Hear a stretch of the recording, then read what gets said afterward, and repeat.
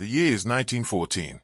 Europe stands at the height of its power, glittering cities, grand empires, and unstoppable industries.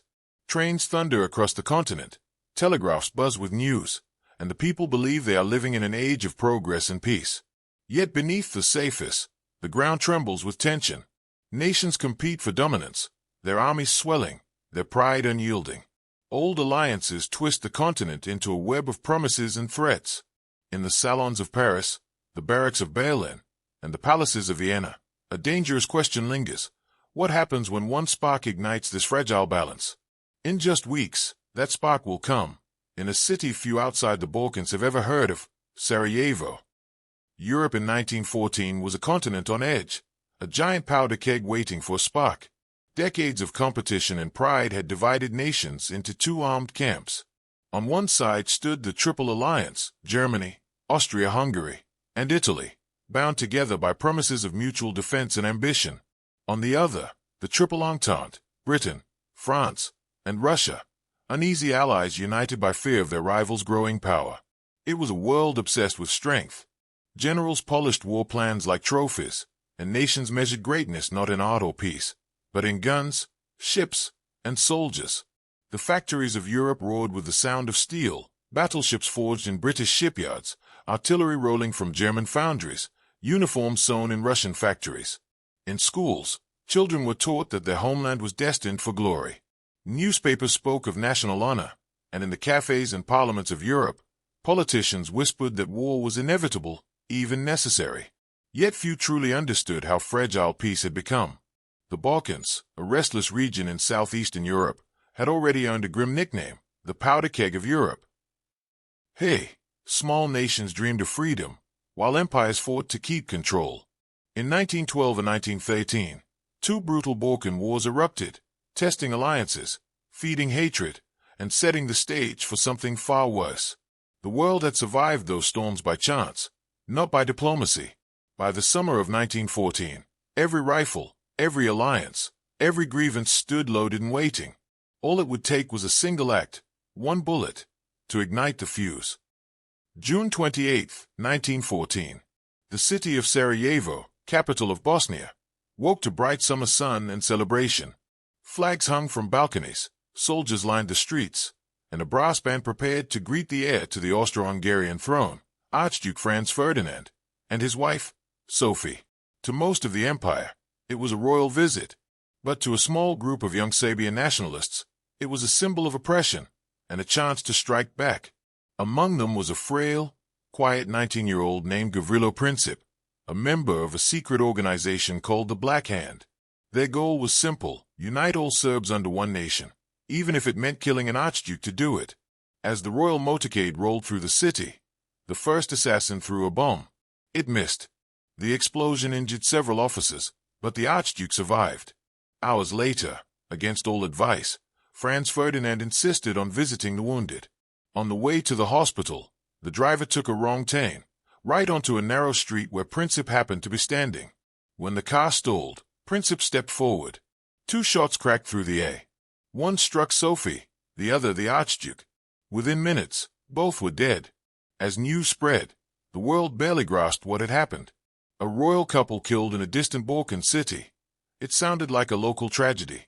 But in truth, those bullets tore through far more than flesh and bone. They ripped open the web of alliances that had held Europe together. The countdown to war had begun. In the days after the assassination, Europe held its breath. Newspapers blared headlines about Sarajevo, but few believed it would lead to war. Assassinations had happened before. Politics was full of crises that came and went. But this one was different. The men in power saw not tragedy, but opportunity. In Vienna, the leaders of the Austro-Hungarian Empire were furious. To them, Serbia was not just a neighbor. It was a threat, a nest of rebels that had to be crushed. Backed by their powerful ally Germany, Austria-Hungary drafted an ultimatum to Serbia: accept every demand, or face war. The terms were harsh, a deliberate provocation.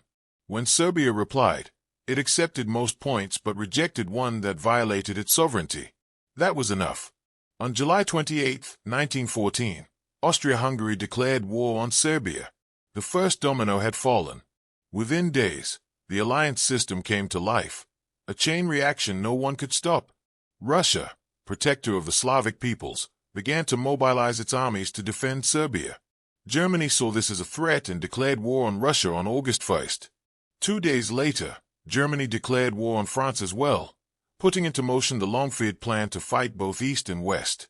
Germany's armies marched toward France through neutral Belgium, violating its independence. That single act brought Britain into the war, not only to defend Belgium, but to prevent any one power from dominating the continent. Within a week, Europe's great powers were at war. Trains filled with soldiers thundered across the continent, their uniforms still clean, their faces full of confidence. They believed the fighting would be over by Christmas. They were wrong.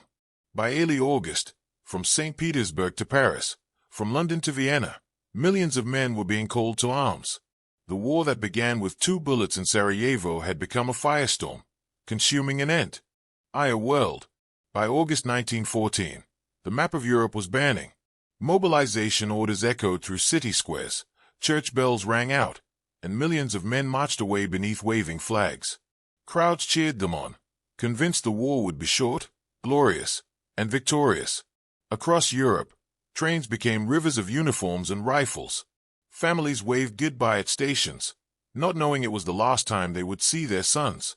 Poets wrote of honor and duty, generals spoke of strategy and destiny. But no one yet understood the scale of what had begun. The war spread quickly beyond Europe's borders. From Canada to Australia, from India to Africa, colonies and dominions of the great empires were drawn in. Japan declared war on Germany. The Ottoman Empire prepared to join the Central Powers. The entire world was being pulled into a conflict that had started with a single gunshot in Sarajevo. By autumn, the Western Front stretched from the North Sea to Switzerland, a vast line of trenches, mud, and blood. Soldiers lived underground, surrounded by rats, fear, and the constant thunder of artillery. The old world of kings and empires had plunged into a nightmare no one could escape. What began as an assassination in a distant Balkan city had become a world war, the first of its kind. A war that would claim over 16 million lives, redraw borders, and shatter empires. And though no one knew it then, the peace that would follow would only plant the seeds for an even greater war to come.